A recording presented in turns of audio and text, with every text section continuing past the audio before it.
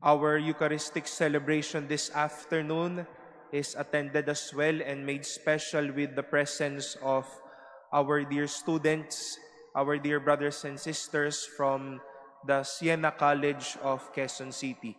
On behalf of Monsignor Rolly de la Cruz, our rector, welcome to the Manila Cathedral.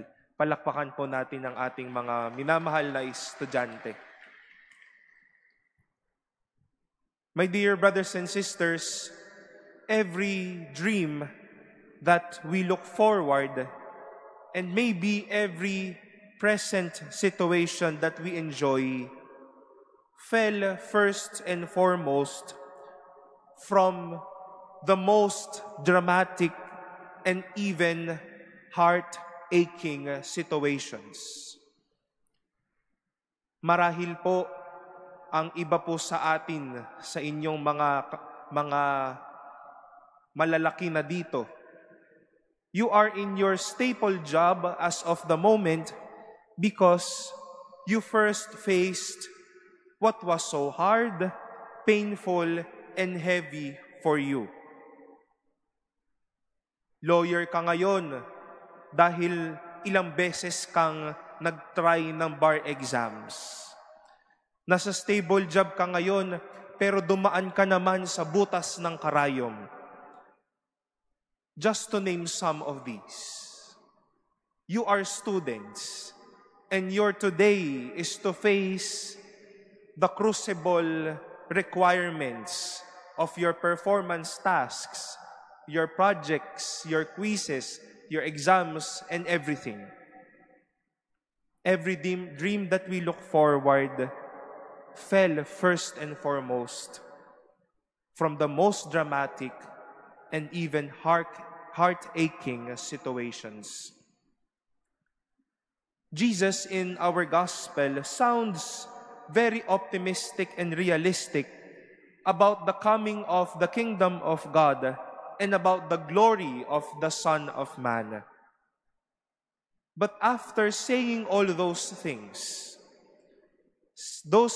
that may sound to be well and good, Jesus made a punch towards the end of the gospel by saying, as if he is telling all of us, yes, this is how I shall come, but first, I must suffer greatly and be rejected by this generation.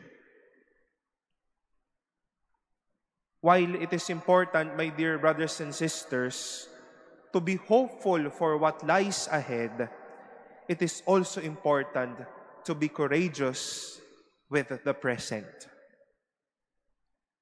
Walang guro, pari, estudyante, seaman, o kung sino man po sa atin ang hindi nangarap sa ating mga kanya-kanyang kinatatayuan at sitwasyon ngayon. Pero hindi naman natin ito hinaharap ngayon at ini-enjoy without us facing courageously the present ills, distress, and even sufferings just to aim that goal. You will not be a good worker without first facing the reality of being a student. I cannot be a good priest without me going through the series of seminary formation. We cannot be good men and women of this world without us facing all tragedies, all sacrifices, and all sufferings just to aim our name as good citizens.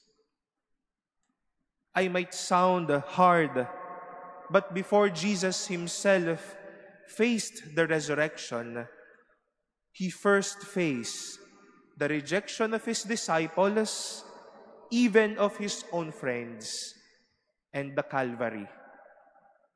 And likewise for us, let us be ready that before we enjoy hopeful things and glorious things for us, our achievements, our goals, our success and aspirations, then be ready to face also our own visions and versions of Calvary, of rejection, and even of suffering. My dear brothers and sisters, every dream and every vision cannot escape the reality of suffering and Calvary. But then, let us face all of these with unwavering hope, so that as we enjoy what God has in store for us, we will also enjoy where God can bring us.